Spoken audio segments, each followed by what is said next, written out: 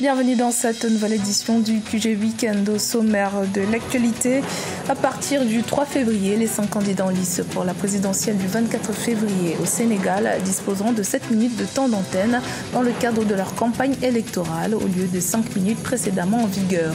Décision annoncée par le président du Conseil national de régulation de l'audiovisuel ce samedi 26 janvier.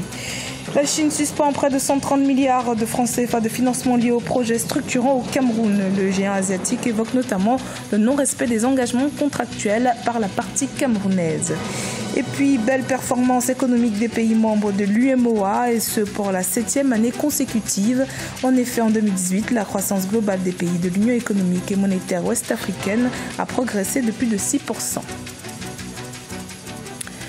Au Sénégal, pour les besoins de la campagne électorale en vue du scrutin présidentiel du 24 février, le président du CNRA, Babacar Diagne, a annoncé ce samedi que les 5 candidats en lice disposeront chacun de 7 minutes de temps d'antenne sur la télévision nationale par jour.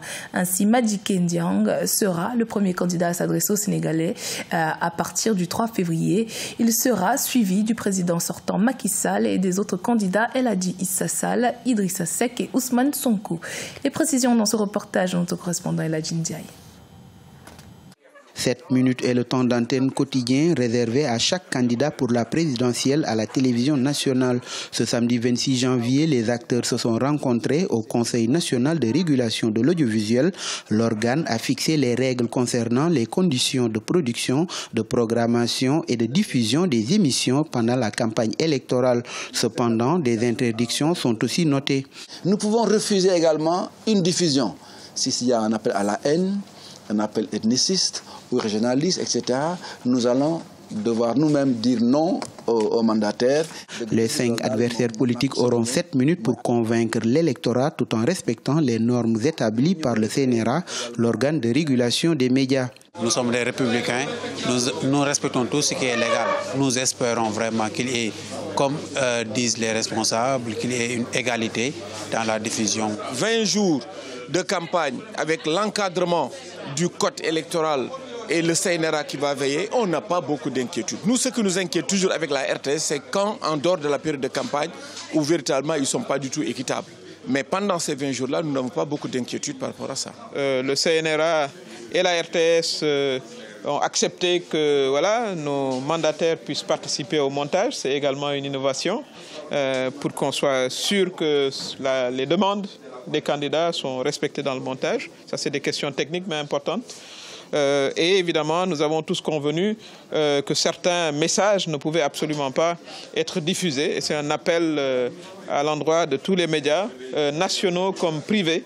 La campagne électorale pour l'élection présidentielle du 24 février 2019 commence le dimanche 3 février 2019 à 0h et prend fin le vendredi 22 février 2019 à minuit. 5 candidats sont en lice, dont le président sortant Macky Sall.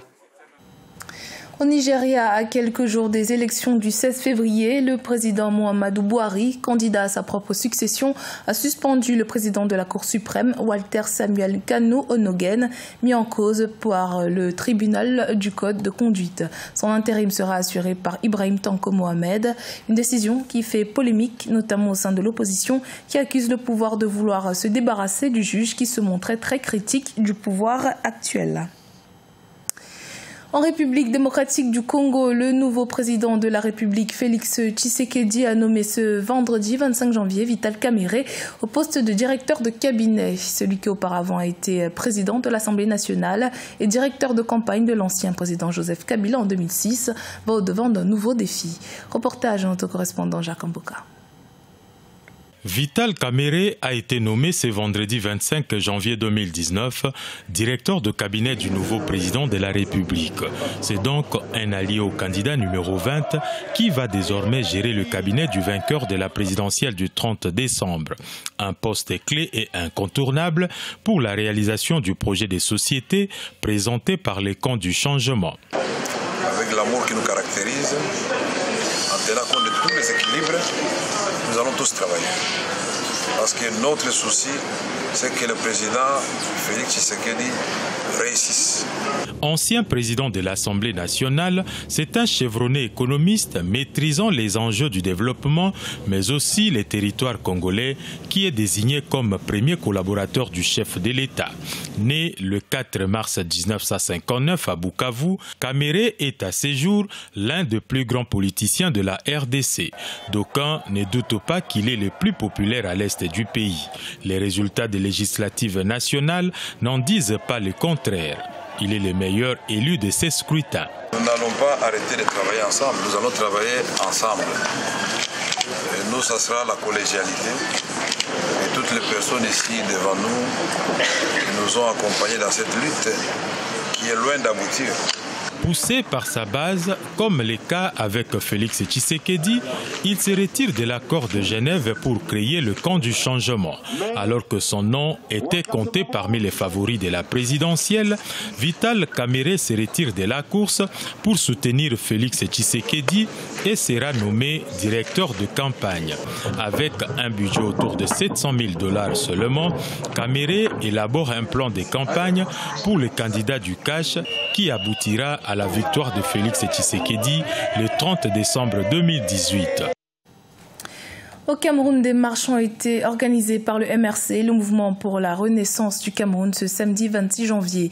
Des manifestations interdites par les autorités qui se sont tenues dans 3 villes, mais qui ont été très vite dispersées par les forces de l'ordre. Des tirs ont été entendus dans la ville de Douala. Au moins 6 personnes auraient été blessées, notant que le MRC conteste toujours la victoire du président Paul Biya au scrutin présidentiel d'octobre 2018 et plaide pour le retour de la paix dans les régions anglophones. Cette protestation se serait propagée en France, où l'ambassade du Cameroun à Paris a été prise d'assaut ce samedi par des Camerounais voulant manifester leur indignation. On reste au Cameroun où son partenaire chinois a décidé de suspendre 130 milliards de francs CFA de financement liés aux projets structurants du pays. La Chine évoque notamment le non-respect des engagements contractuels par la partie camerounaise. Pour les experts, cette situation n'est pas alarmante. Le Cameroun, face à ses responsabilités, doit à présent relever le défi de la maturation de ses projets. Reportage de notre correspondante Viviane Baoken. Le partenaire chinois du Cameroun a procédé au gel d'un décaissement de fonds d'un montant de 130 milliards de francs CFA pour la poursuite d'un ensemble de projets d'infrastructure au Cameroun. Parmi ces projets, l'on note le port de Kribi, les autoroutes Yaoundé-Douala, Kribi, Lolabé ou encore l'acquisition des MA60, entre autres. Je pense effectivement qu'il y a un ensemble de défis qui ont été soulevés, par exemple sur le projet routier Douala-Yaoundé. Il semble que le gouvernement s'attendait à un type de produits pendant que les Chinois, eux, semblaient avoir entendu une autre forme de demande.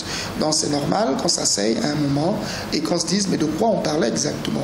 Pour les experts, cette situation ne présente pas un risque majeur pour ces derniers. Il s'agit là d'un défi à relever, celui de la maturation des projets de développement au Cameroun. Il faut que les Camerounais apprennent à avoir une réflexion en amont qui soit beaucoup plus critique et beaucoup plus pertinente. Parce que lorsque la réflexion en amont est pertinente, par la suite le déploiement ne fait que s'exécuter de manière synchronisée.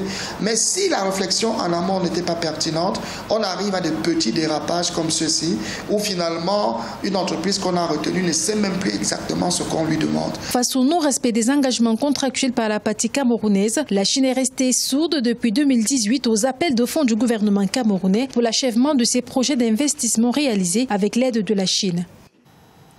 En 2018, la croissance globale des pays de l'Union économique et monétaire ouest-africaine a progressé de plus de 6% selon le Fonds monétaire international. Croissance qui se situe à ce niveau pour la 7e année consécutive.